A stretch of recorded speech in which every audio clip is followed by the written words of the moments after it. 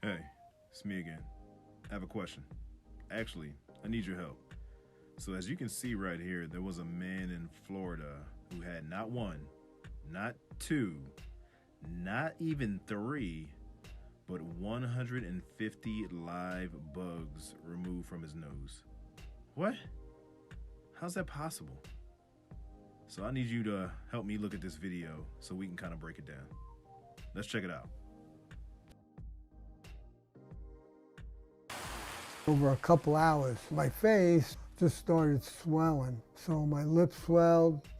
I could hardly talk. My whole face felt like it was on fire.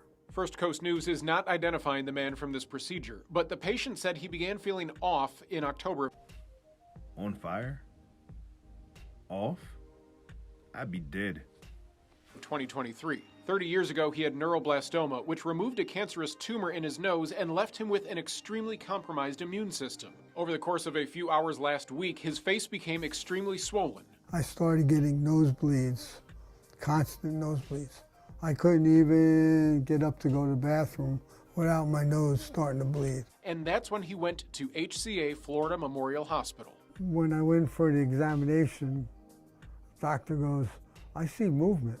Dr. David Carlson was the ENT on call that night. We took a little camera and we looked in the nose, and that's when things dramatically changed. Dozens of bugs, alive and feeding on the inside of the patient's nose and sinus cavity. Size-wise, there was variations, but some of the larger ones were probably as big as the end of my pinky. I knew he was in big trouble. There was erosion that was occurring up near what we call the skull base that was in very close proximity to his eye and his brain. Dr. Carlson immediately tried to remove the bugs. We initially attempted to try to remove these via suction with a little device, but it ended up clogging up the suction.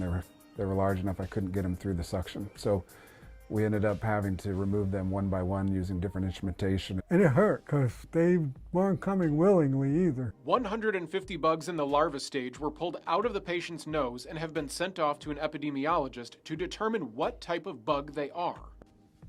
I'm about to lose everything I ever ate since I was born. Oh my gosh. They were up right against his skull base, right underneath the brain. Had they gone through that, it could have killed him. This case is extremely rare. There's nothing like it documented in the United States.